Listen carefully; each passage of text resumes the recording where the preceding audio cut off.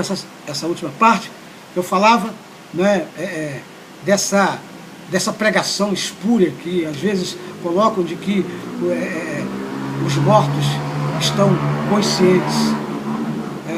Tanto que tem até pessoas que pedem pelos mortos, pedem milagres àqueles que já morreram. Não. Porque emprega-se comumente o verbo dormir como símbolo da morte. Está lá, gente, em Deuteronômio 31:16, em 2 Samuel 7:12, 1 Reis 11:43, Jó 14:12, Daniel 12:2, e por aí vai. A declaração de Jesus que consola a seus discípulos com a ideia de que eles voltariam a estar com ele na ocasião de sua morte, na ocasião da sua segunda vinda, e não na morte, ensina claramente que o sono não é uma comunicação consciente dos justos com o Senhor. João 14:1-3 fala sobre isso.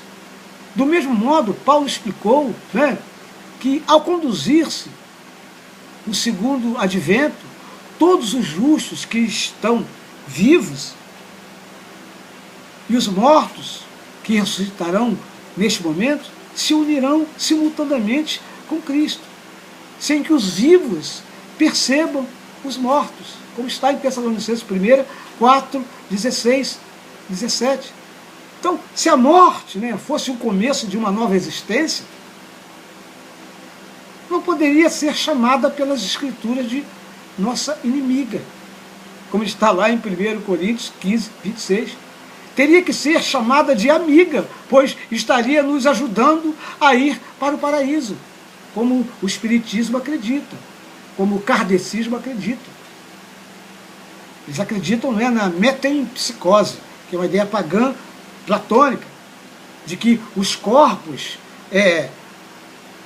a alma vai entrando em outras almas sucessivamente, e usam até para justificar isso, até já ouvi alguns dizerem, né, que na Bíblia tem o termo Gugui Neshamot, que quer dizer roda de almas, e também para justificar usam o verbo Lehayot, que é reviver, para justificar que há reencarnações.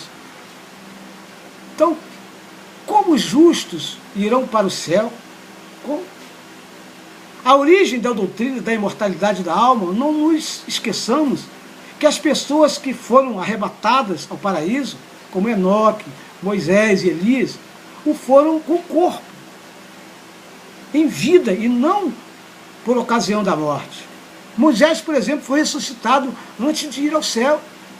Vemos lá em Judas, capítulo 9, né, a briga acirrada do anjo contra Satanás, brigando pelo corpo de Moisés.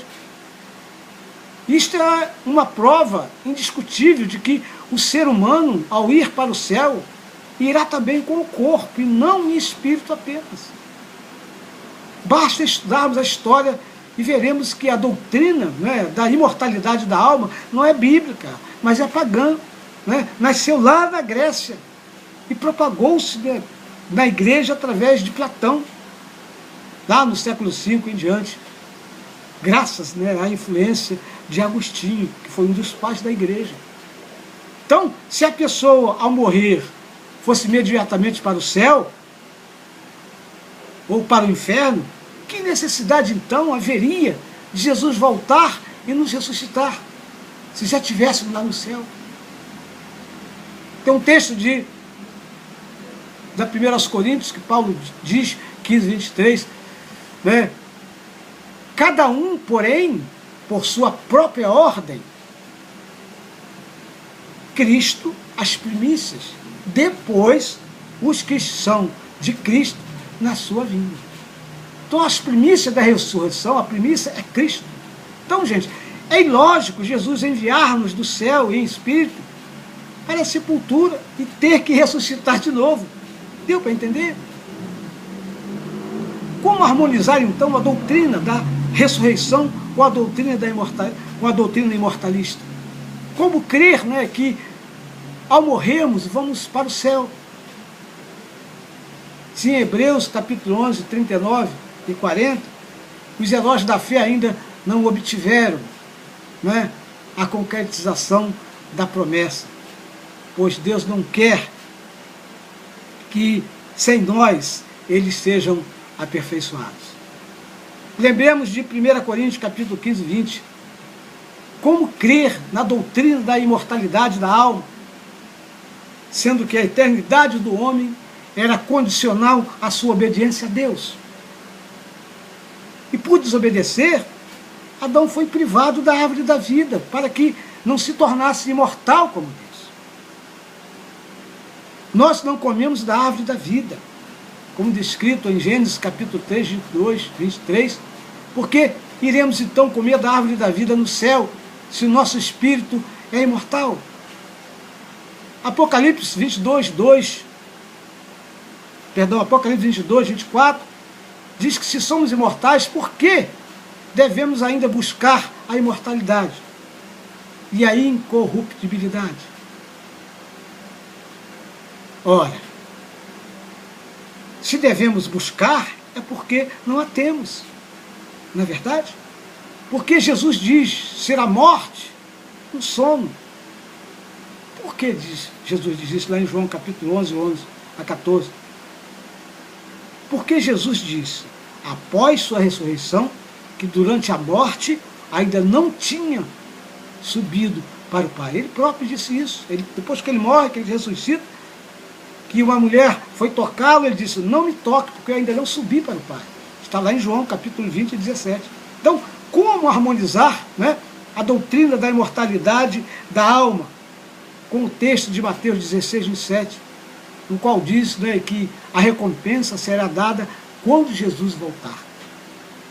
Se estivessem os mortos no céu, né, ou no inferno, lá recebendo, os perdidos recebendo lá garfadas do anti-reino, do coisa ruim, eles já teriam recebido a recompensa.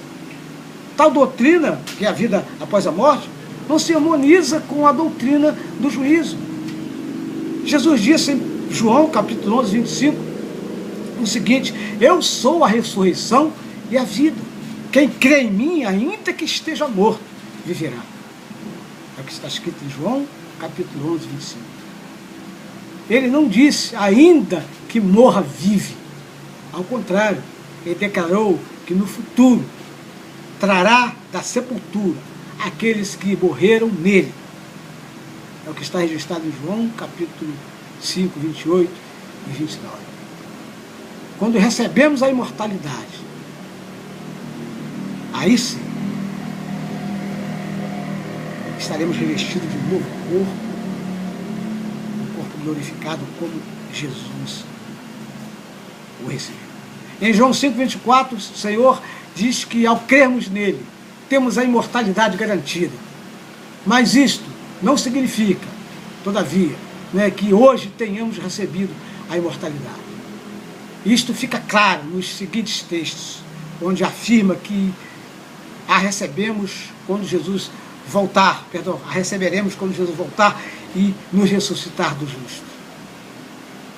Disse-lhe Jesus, eu sou a ressurreição e a vida. Quem crê em mim, ainda que esteja morto, viverá. É o que vemos escrito em João capítulo 11, 25. E serás bem-aventurado pelo fato de não terem eles com que recompensar-te. A tua recompensa, porém, tu a receberás na ressurreição dos justos. É o que está dito em Lucas capítulo 14, verso 14.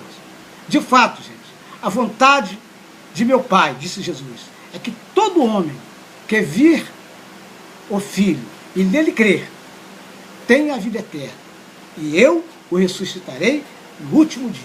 Assim diz o apóstolo João, capítulo 6, verso 40. Outros versos, né?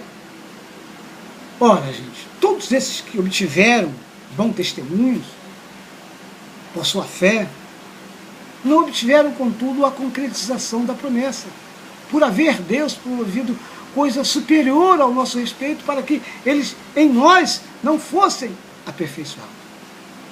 O escritor aos Hebreus, capítulo 11, 39 a 40, cada um, porém, por sua própria ordem, foi o que eu li ainda há pouco, Cristo as primícias, depois os que são de Cristo, na sua vinda. Então a primícia é Cristo, depois nós. 1 Coríntios capítulo 15, 23. Não queremos, porém, irmãos, que sejais ignorantes com respeito aos que dormem, para que não vos entristecerdes como os demais que não têm esperança. Pois se cremos que Jesus morreu e ressuscitou, assim também Deus, mediante Jesus, trará em sua companhia os que dormem. Ora, ainda vos declaramos, por palavra do Senhor, isto: nós os vivos, os que ficarmos, até a vinda do Senhor, de modo algum precederemos os que dormem.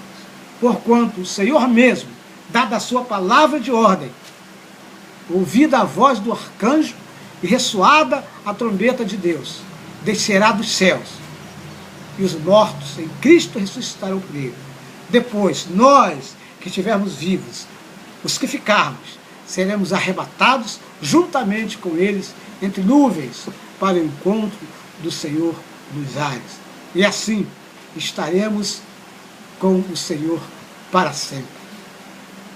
1 Tessalonicenses 4, 13 a 17, nesse texto podemos ver a sequência correta dos eventos antes de recebermos a imortalidade que já nos está preparada e assegurada em Cristo.